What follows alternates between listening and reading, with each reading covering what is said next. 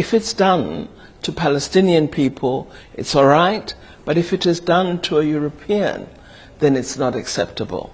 And it is this double standard that drives much of the opinions from powerful communities.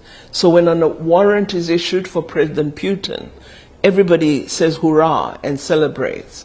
But when we mention Prime Minister Netanyahu, suddenly there's a victim and not a perpetrator.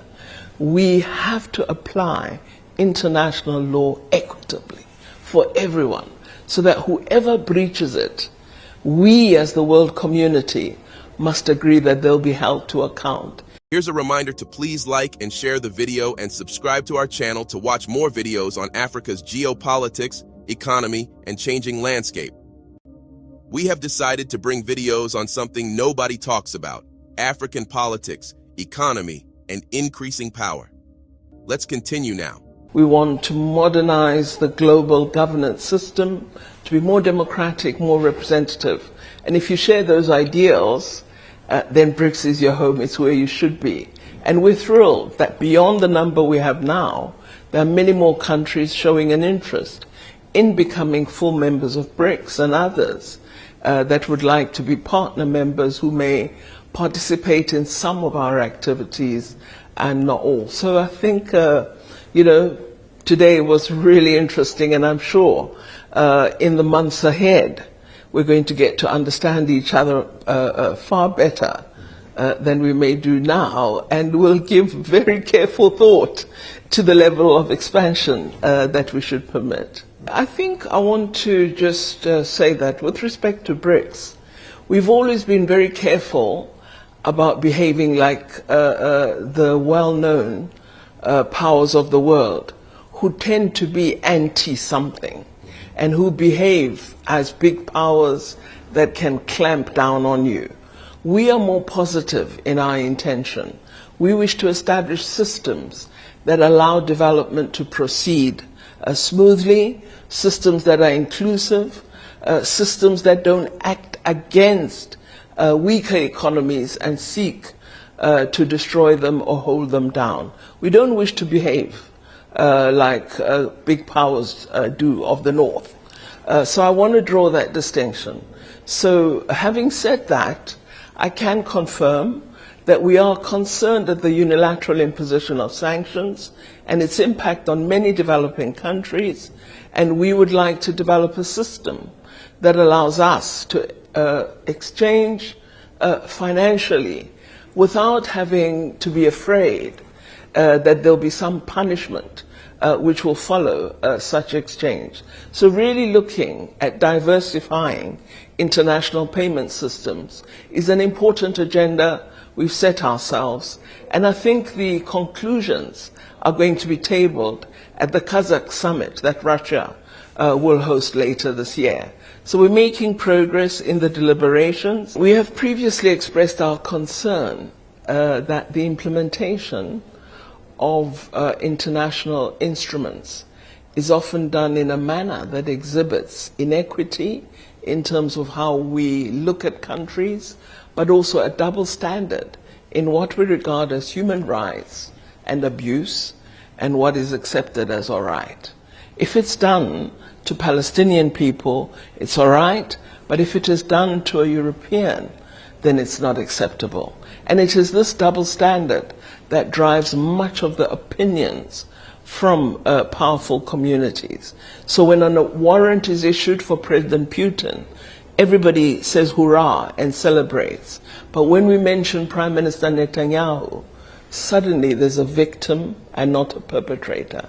We have to apply international law equitably for everyone, so that whoever breaches it, we as the world community must agree that they'll be held to account. President Ramaphosa has maintained contact with the two leaders, leader of Ukraine and President Putin of the Russian Federation, and he's always had a very good reception from both.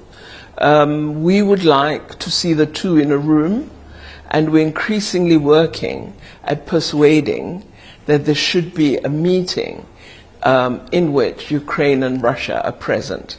We're concerned that there have been many where it is only Ukraine and other countries that are invited. We believe if we are to have a successful negotiated outcome, the two must be in the room together. Our own continent is impacted both by the sanctions against Russia as well as about the issue of food security.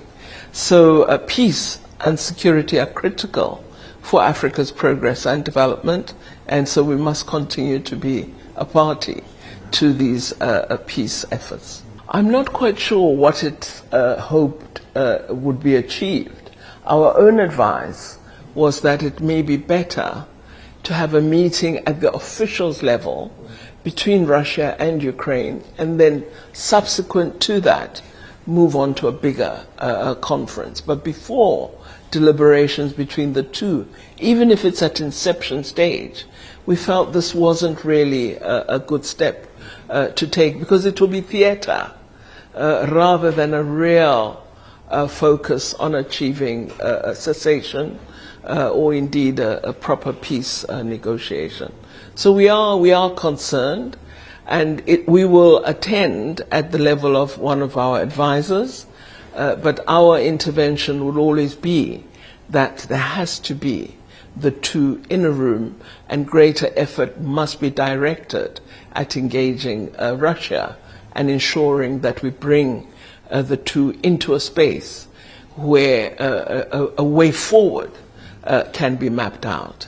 In our view and from our experience, having negotiated our own settlement with respect to apartheid, we know that you can't tell us what the conclusion should be. We are the ones who will determine it. And that is why the two present talking to each other is absolutely imperative. Absent one, you're actually it's an exercise in futility. So I think you have to get real and ensure that you begin a process that leads you out of the conundrum that exists currently. We had a lovely lunch. You missed it. Really? Yes, so thank you for the lunch. I have to keep Mauro hungry. Oh, gosh. Please. Thank you. Do you want to watch more videos like this one? If yes, subscribe to our channel and press the bell icon next to it. We have decided to bring videos on something nobody talks about: African politics, economy, and increasing power. Thanks for watching, and until the next video, stay tuned. Tell us what you think in the comment section. Like and share the video, and subscribe so that you don't miss any of our African videos. It's the best way to support us.